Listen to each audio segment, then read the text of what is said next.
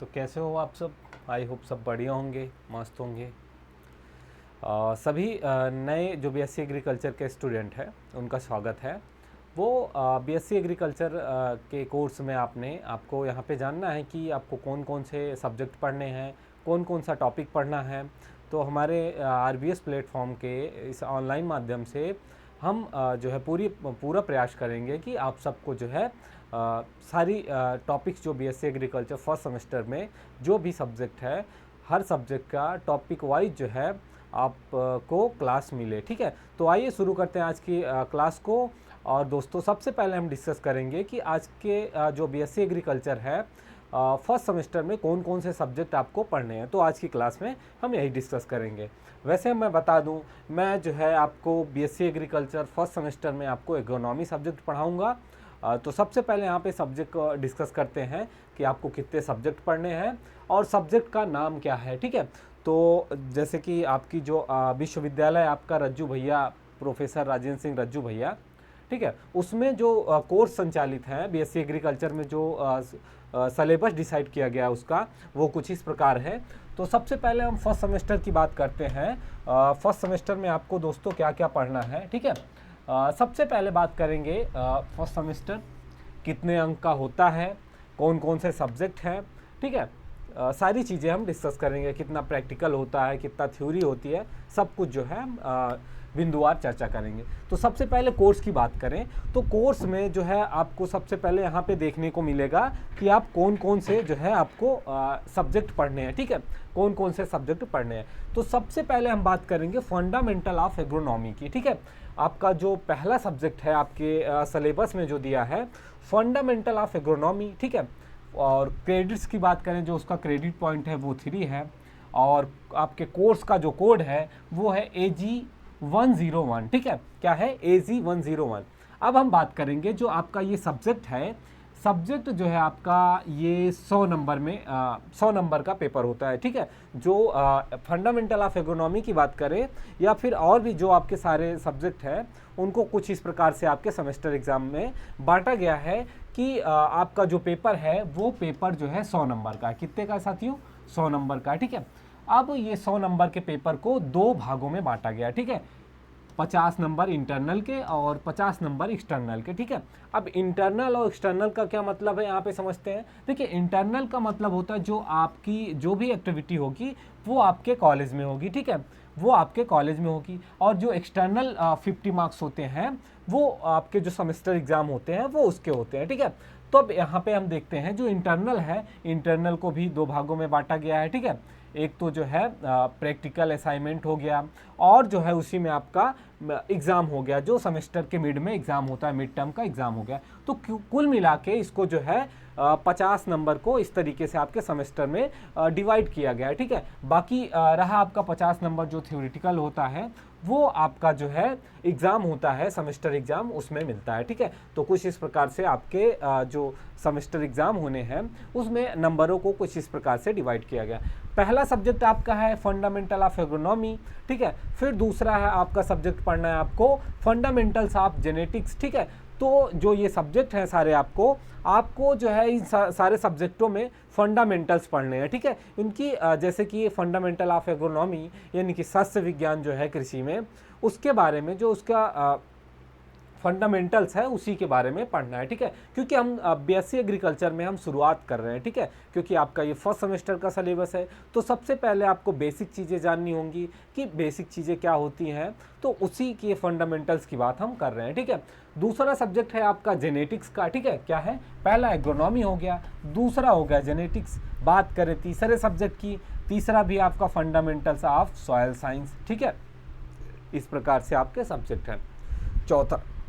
चौथा अगला सब्जेक्ट जो है वो है फंडामेंटल्स ऑफ हॉर्टिकल्चर। ठीक है, और अगला सब्जेक्ट है rural sociology and educational physiology. ठीक है, ये आपका 5वां हो गया। अगला है इंट्रोडक्शन टू फॉरेस्ट्री। ठीक है, छठा सब्जेक्ट जो है आपको इंट्रोडक्शन टू फॉरेस्ट्री पढ़ना है। फिर उसके बाद इंट्रोडक्टरी एनिमल हस्बेंड्री पढ़ना है, जो आपका 7वां सब्जेक्ट है। उसके बाद उसमें आपको comprehension and communication skill in English पढ़ना है, जो आपका हो गया 8वां सब्जेक्ट। 9वां सब्जेक्ट होगा एग्रीकल्चर, जो है एग्रीकल्चरल हेरिटेज, ठीक है, कृषि विरासत जिसे कहते हैं। उसके बाद आपका आता है 10वां सब्जेक्ट जो है वो आता है आपका इंट्रोडक्टरी बायोलॉजी या फिर बेसिक एग्रीकल्चर फर्स्ट, ठीक है। तो यहाँ पे आपको जो है ये जो आपके 2 सब्जेक्ट हैं, ठीक है, 10वां और 11वां, ठीक है, ये जो 2 सब्जेक्ट हैं इसमें आपको चूज करना होता है। तो वैसे जो आपके कॉलेज में पढ़ाया जाएगा वहाँ पे basic agriculture first and basic agriculture second, ठीक है। इसमें ऑप्शन होता है इंट्रोडक्टरी बायोलॉजी का और जो है एलिमेंट्री मैथमेटिक्स का भी होता है, लेकिन आपके जो कॉलेज में चल रहा है कोर्स में वो basic agriculture first and basic agriculture second चल रहा है, ठीक है। और अगला जो है वो है एजुकेशन एंड योगा प्रैक्टिस का है, ठीक है। तो वो तो आपके कॉलेज में ही असाइनमेंट के रूप में जो है होता है। टोटल आपके 11 सब्जेक्ट हुए, ठीक है। कितने हुए दोस्तों? 11 सब्जेक्ट हुए, ठीक है।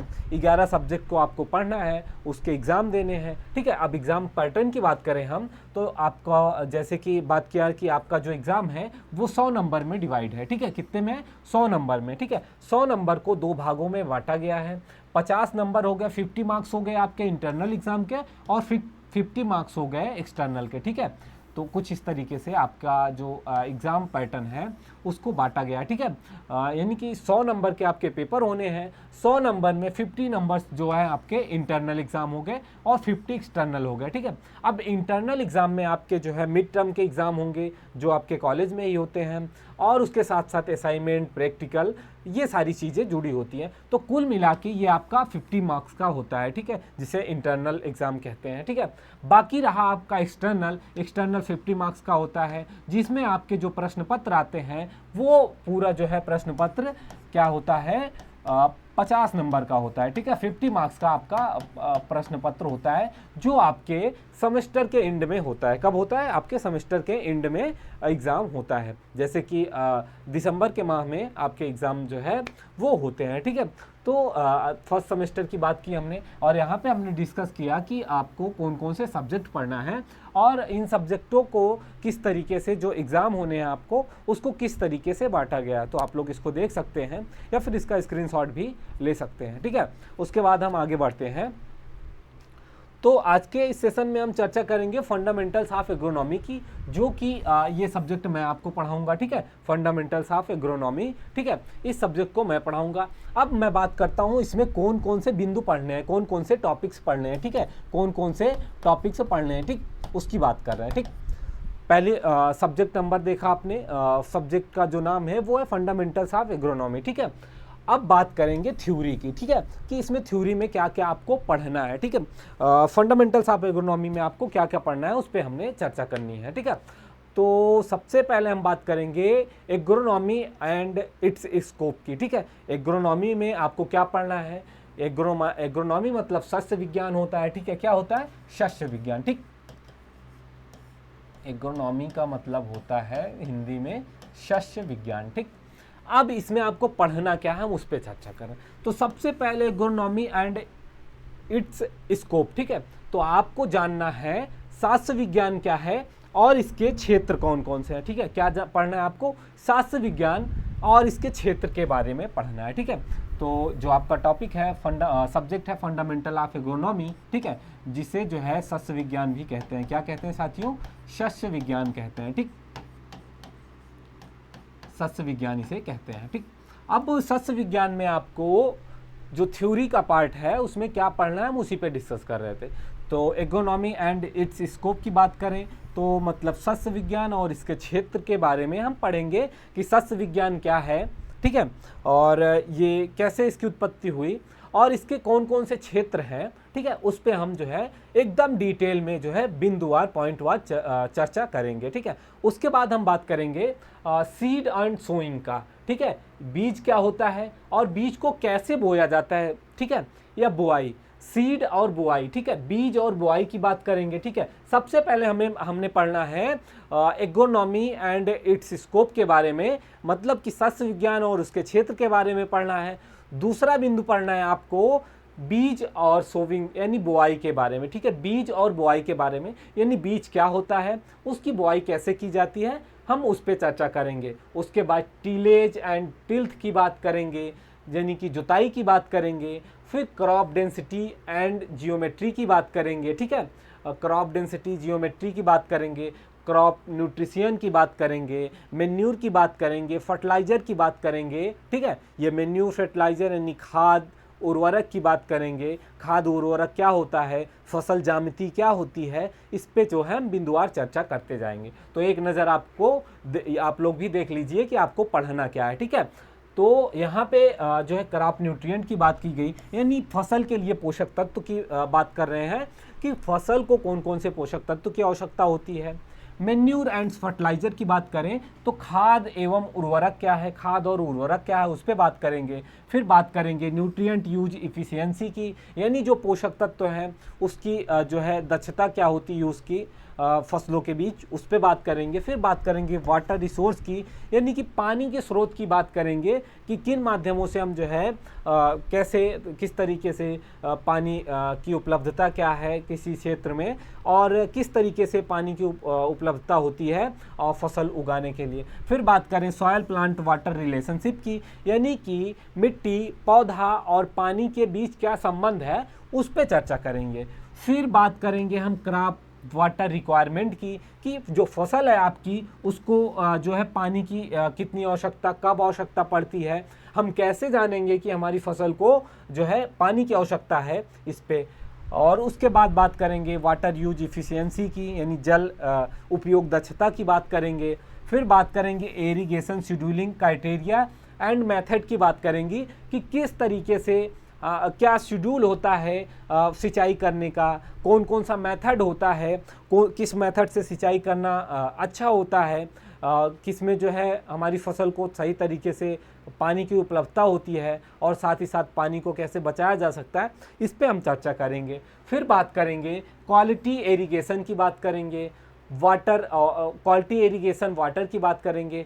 तो ये आपका इतना हम बात करेंगे इन सब चीज़ों में कि एग्रोनॉमी क्या है, बीज क्या है, बीज की बुआई कैसे की जाती है, फसल ज्यामिति क्या है, खाद उर्वरक क्या है, कैसे यूज किया जाता है, फसल को कब पोषक तत्व और कितने पोषक तत्वों की आवश्यकता होती है, पानी की आवश्यकता कब होती है, कैसे हम उसको देख के पता लगा सकते हैं, और उसके बाद जो है कब कब सिंचाई करनी चाहिए, किस किस स्टेज पे जो है हमें अपने फसल की सिंचाई करनी चाहिए, एंड सो वन जो है हम सारी चीज़ों के बारे में अच्छी तरीके से विस्तार पूर्वक जो है बिंदुवार पढ़ते आगे बढ़ेंगे। तो आगे देखते हैं, आपका और भी टॉपिक है। अभी बीट्स की बात करें, बीट्स मतलब होता है खरपतवार। क्या होता है दोस्तों, खरपतवार होता है। खरपतवार का मतलब ऐसे पौधे होते हैं जिनकी हमें आवश्यकता नहीं होती है फिर भी वो उगाते हैं, उन्हें बीड या खरपतवार कहते हैं। इसके इम्पोर्टेंस की बात करेंगे, महत्व की बात करेंगे कि जो बीड है यानी खरपतवार जो है उसका क्या महत्व है, हम उस पर चर्चा करेंगे। क्लासिफिकेशन करेंगे, उसका वर्गीकरण करेंगे, कौन कौन से बीड्स होते हैं, खरपतवार होते हैं, किस तरीके के होते हैं, एक वर्षीय होते हैं, बहुवर्षीय होते हैं, कौन फ़ायदेमंद होते हैं, कौन नुकसानदायक होते हैं, कितना नुकसान होता है, इन सब चीज़ों पे हम जो है चर्चा करेंगे। उसके बाद हम बात करेंगे क्रॉप बीट कंपटीशन की बात करेंगे। ये जो क्रॉप बीट कंपटीशन का मतलब क्या है, हमारी फसल यानी क्रॉप मतलब फसल हो गई, बीड मतलब खरपतवार हो गया, कंपटीशन मतलब प्रतिस्पर्धा हो गई, यानी कि जो आपकी फसल है, फसल में कोई जो है खरपतवार आ गया तो उन दोनों के बीच क्या कंपटीशन है उसके बारे में बात करेंगे। फिर बात करेंगे कॉन्सेप्ट ऑफ वीड मैनेजमेंट का, कि कौन सा कॉन्सेप्ट है, तरीका है, कैसे जो है हम बीट का खरपतवारों को मैनेज कर सकें, ठीक है, उसके प्रिंसिपल के बारे में पढ़ेंगे, उसका आधार क्या है, मेथड क्या है, ठीक है। और फिर उसके बाद जो हर्बिसाइड्स होते हैं उसके क्लासिफिकेशन, सेलेक्टिविटी और रेजिस्टेंस की बात करेंगे, एलियोपैथी की बात करेंगे, यानी किस तरीके से हम खरपतवार को नष्ट कर सकें जिसका जो है प्रभाव हमारे जो है फसल पर विपरीत प्रभाव ना पड़े ना, और साथ ही साथ जो है उसका विपरीत प्रभाव हमारे वायुमंडल यानी कि इन्वायरमेंट में ना पड़े, और क्या एलोपैथी क्या होती है, और उसके बाद क्या उसके कॉन्सेप्ट होते हैं, सेलेक्टिविटी क्या होती है, सारी चीज़ों पे जो है हम चर्चा करेंगे। उसके बाद बात करते हैं growth and development of crop की बात करेंगे कि जो ग्रोथ है, बढ़ावर और डेवलपमेंट कैसे होती है क्रॉप्स की, उसकी बात करेंगे। Factor affecting growth and development, कौन कौन से फैक्टर होते हैं यानी कारक होते हैं जिसका प्रभाव पड़ता है फसलों की ग्रोथ पर, ठीक है। फसलों की ग्रोथ पर पड़ता है, उसके डेवलपमेंट पे पड़ता है, ठीक है। और प्लांट आइडियोटाइप की बात करेंगे, क्रॉप रिलेशन की बात करेंगे, इसके प्रिंसिपल की बात करेंगे, एडॉप्टेशन क्या है, डिस्ट्रीब्यूशन क्या है, और क्रॉप्स क्या है, harvesting and threshing of crop. तो एक तरीके से आप जो है कृषि की शुरुआत कर रहे हैं, किसी की पढ़ाई कर रहे हैं, क्योंकि आने वाले भविष्य में जो है, जैसा आप सब जानते हैं कि दिन ब दिन लोगों की जो भौतिक आवश्यकताएं वो बढ़ती जा रही हैं। जो खेती योग्य ज़मीन है लगातार कम होती जा रही है। सड़क मार्ग हो गया, रेल मार्ग हो गया, घर हो गए, आदि आदि चीज़ों का जो है विस्तार होता जा रहा है, लेकिन जनसंख्या में वृद्धि होती जा रही है। लेकिन उसका प्रभाव खाद्यान्नों पर पड़ेगा, क्योंकि अगर प्रति इकाई क्षेत्रफल में जो है एक मैनेजमेंट तरीके से प्रबंध करके अच्छे तरीके से अगर खेती नहीं की जाएगी, तो फिर उसका प्रभाव भविष्य में जो है अन्य संकट के रूप में दिखेगा, ठीक है। अन्न का संकट होगा, खाद्यान्न का संकट होगा, क्योंकि जनसंख्याएं बढ़ रही हैं, खेती योग्य ज़मीनें कम हो रही हैं, ऊसर होती जा रही, साथ ही साथ रोड, सड़क, रेल मार्ग आदि जो है बनाए जा रहे हैं, बिल्डिंग्स बनाई जा रही हैं जो खेती योग्य भूमि है। तो इन सब के लिए हमें जो है बेहतर तरीके से, एक वैज्ञानिक तरीके से जो है प्रॉपर मैनेजमेंट के तरीके से हमें खेती करने की आवश्यकता है। तो इसमें जो है हम जो आपका बीएससी एग्रीकल्चर कोर्स है, इसमें हम यही तरीकों के बारे में पढ़ेंगे, ठीक है। और भी कृषि से संबंधित जो भी क्रियाएं हैं सबके बारे में जो है बिंदुवार हम जो है पढ़ेंगे और समझेंगे, ठीक है।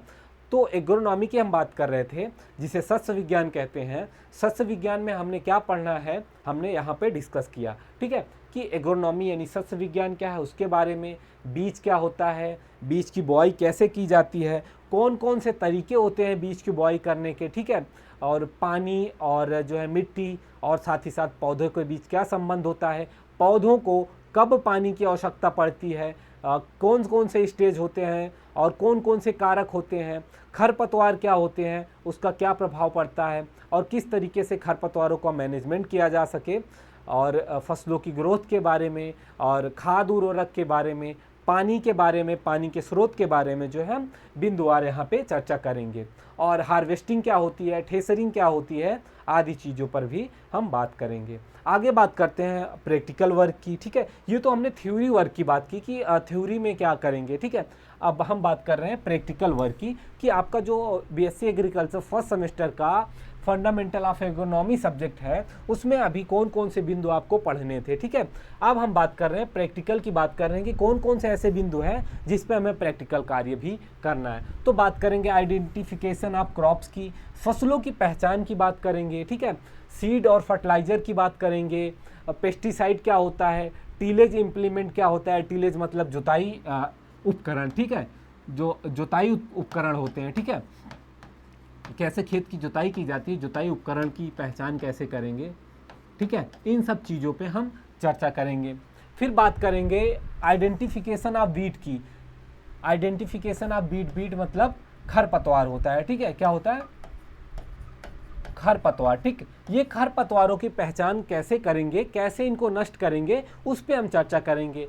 फिर बात करेंगे मेथड ऑफ हर्बिसाइड की, ये हर्बिसाइड क्या होते हैं, किस तरीके से जो है इनका यूज़ किया जाता है, फर्टिलाइजर एप्लीकेशन क्या है, study of yield contribute character and yield estimate का बात करेंगे, कि इसमें अध्ययन करेंगे कि यील्ड मतलब उपज, ठीक है, उपज क्या होती है, क्या प्रभाव पड़ता है, फर्टिलाइजर एप्लीकेशन क्या होता है, फर्टिलाइजर मतलब होता है आपका उर्वरक, क्या होता है, उर्वरक। अब हम आगे बताएंगे आपको कि उर्वरक और खाद क्या होता है, दोनों में क्या डिफरेंस होता है, ठीक है। तो हम टॉपिक वाइज चर्चा करते जाएंगे।